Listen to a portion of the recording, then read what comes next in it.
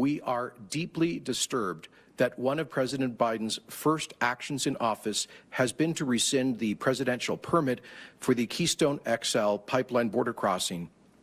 This is a gut punch for the Canadian and Alberta economies. Sadly, it is an insult directed at the United States' most important ally and trading partner on day one of a new administration. Premier Kenney not mincing words about U.S. President Joe Biden revoking the presidential permit to the Keystone XL pipeline yesterday. And joining us tonight to talk about the future of our relationship with the U.S. is the president of the Canada West Foundation, Gary Marr. Thanks for joining us, Gary. My pleasure. You know, you have a lot of great experience working as an international trade minister as well as our province's representative in Washington. The premier really is leading with some frustration and some anger over this move, calling for sanctions. Is this the right tone for the premier? Well, let me say, first of all, I can completely understand what Premier Kenney's sentiment is. I think a lot of Albertans, a lot of Canadians feel the same way.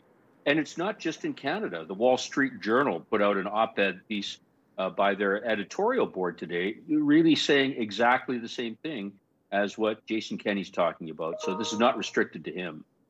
He seemed really frustrated that there was no dialogue before this action came down by Biden. So what is the next step for Alberta and Canada's relationship with the U.S. after this action by Biden?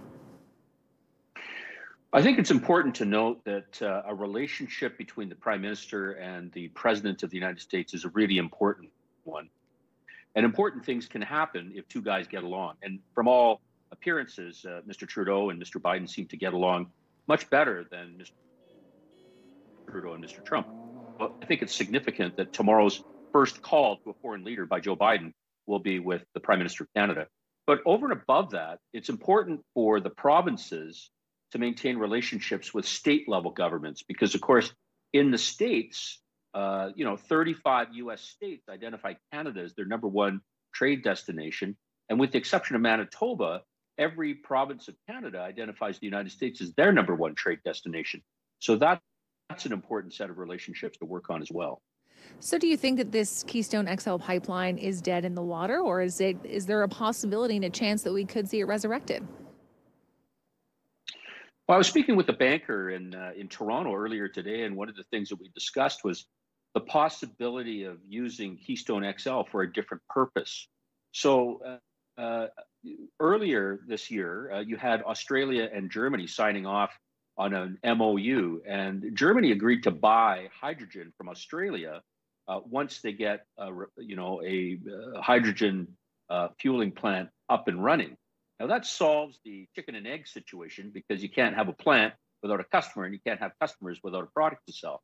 So if Canada went to the United States and said, we want an MOU where you're going to buy hydrogen from us, that would allow a transition where you could actually start with the Keystone XL pipeline, use it for oil to begin with, but then change it over to hydrogen as the United States makes its transition to lower GHG emission types of energy.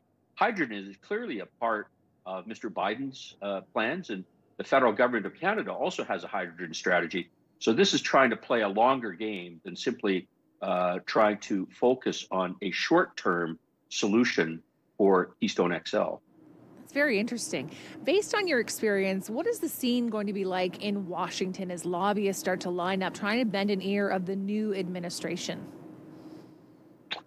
Well, first of all, I can tell you from my time at the Canadian Embassy, everybody there is working double time to make sure that our ministers from the Canadian federal cabinet are the first in line to see their counterparts in the United States. And so as appointees are made to cabinet and as they are confirmed by the Senate, that at that point, hopefully, Canada gets in the door first. And it's obviously there's a lot of people. It's a long line of people that want to meet, the Secretary of Energy, the National Security Advisor, and other really, really important,